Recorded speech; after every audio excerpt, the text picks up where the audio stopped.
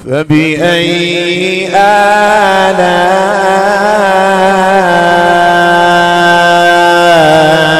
ربكما تكذبان۔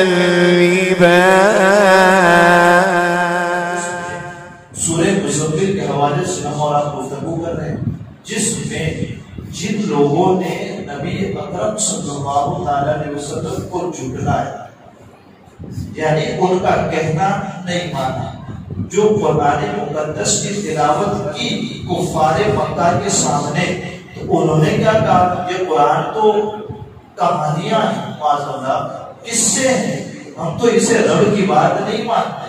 تو جب یہ کلمات انہوں نے کہے تو اللہ تبارک و تعالیٰ نے ان کے لیے آسمان سے ایک عذاب کی وعید سنائی کہ محبوب یہ جو کہتے ہیں آپ ان پر صبر کیجئے۔ اچھا، ان پر صبر کریں گے تو بدلہ کیا؟ ان سے بدلہ کب ہوگا؟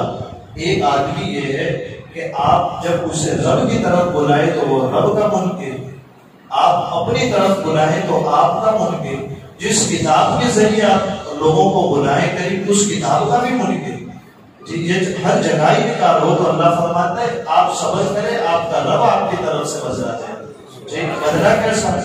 قرآن میں کہا کہ ان لدینا انکالا وجہیما، ہم نے ان کے لیے بھاری بیڑیاں جو پیروں اور ہاتھوں میں ڈالی جاتی ہے، اللہ فرماتے ہیں قیامت میں ہم انہیں بھاری بیڑیاں پہنائیں، انکالا وجہیما بھڑکتی ہوئی آپ کا عذاب دیں گے۔ کن کو؟ محبوب جنہوں نے آپ کو جھٹلایا ان کو، سمجھ رہے ہیں؟ آپ کی بات جنہوں نے نہیں مانی ان کو۔ اور اس کے علاوہ وَطَعَامًا ذَا غُصَّةٍ وَعَذَابًا أَلِيمًا، ایسا کھانا ہم انہیں کھلائیں گے جو گلے کے درمیان رک جائے، کھائے گا ضرور لیکن وہ پیٹ میں جائے گا نہیں، وہ رک جائے گا گلے، نہ وہ اسے باہر نکال سکے گا نہ پیٹ میں داخل کر سکے گا، وہ دونوں کے درمیان رک جائے گا۔ غصّةٍ وَعَذَابًا أَلِيمًا، اور دردناک عذاب دیا ہے۔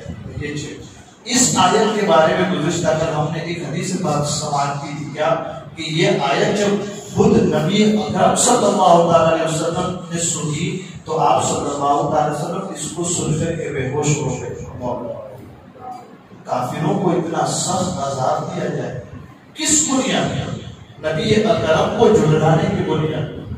سمجھے، اس بات کو بھی سمجھیں کہ پھر آج اگر ہم بھی حضور اکرم صلی اللہ علیہ وسلم کی احادیث کریمہ کو سنیں اور اس سے منہ پھیر لیں اور اس پر عمل نہ کرے تو پھر ہماری بھی کیفیت کیا ہوگی؟ ایک یہ بات۔ اس کے بعد حضرت خواجہ حسن بصری رحمۃ اللہ تعالیٰ علیہ رضی اللہ تعالیٰ عنہ کے بارے میں ایک بات بتائی جاتی ہے کہ روزے کی حالت میں آپ پورا دن روزہ رکھا، شام کے وقت جب افطاری کا وقت ہوا تو آپ کے سامنے کھانا رکھا گیا۔ اب ہم اور آپ تصور کریں کہ ہم نے اور آپ نے روزہ رکھا ہو تو شام کو ہماری حالت کیسی ہوتی؟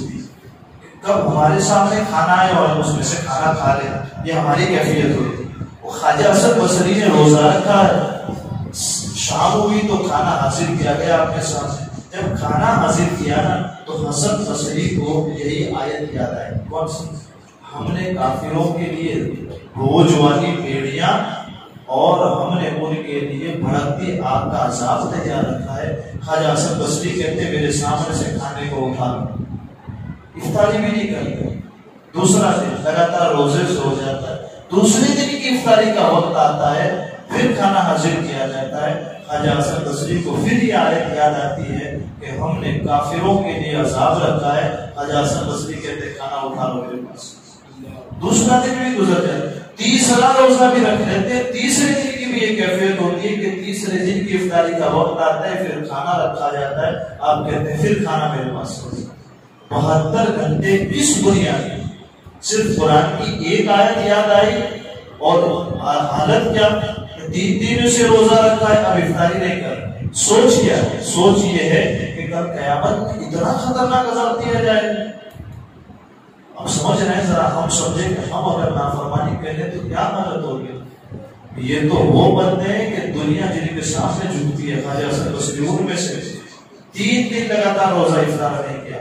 اب یہ حالت جب ہوئی نا تو جو اس وقت کے بڑے بڑے اولیاء کاملین تھے انہوں نے ایک دوسرے کو خبر پہنچائی کہ چلیں خواجہ حسن بصری افطار بھی نہیں کر رہے ہیں اور اس آیت کے بارے میں صرف غور و فکر کر رہے ہیں، تو وہ اس علاقے کے جتنے ولی کامل تھے، اولیاء تھے، وہ سب آئے ان کے پاس اور خواجہ حسن بصری کو نصیحت کرنے لگے کہ آپ افطاری کر لیں۔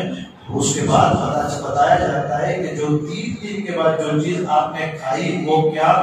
ستو کا ایک گھونٹ۔ ستو کسے کہتے ہیں؟ وہ ایک قسم کا کھانا آتا ہے جس کو پانی میں ڈال کر کھایا جاتا ہے۔ اس ستو کا صرف ایک گھونٹ آپ نے پیا اور اس کے بعد کچھ نہیں کھایا۔ صرف اس آیت کے بارے میں سوچتے رہے کہ اتنا سخت عذاب ہو گیا۔ تو ہمیں اور آپ کو یہ قرآن درس دیتا ہے کہ ہم نے قرآن کی آیتوں کو جھٹلایا، نبی اکرم صلی اللہ تعالی علیہ وسلم کی حدیث پاک کے خلاف کام کیا یا حضور کے اقوال کو نہیں مانا، تو کہیں ایسا نہ ہو کہ ان عذاب دینے والوں میں یا ان عذاب پانے والوں میں کل میرا آپ کا ہمارا شمار نہ ہو۔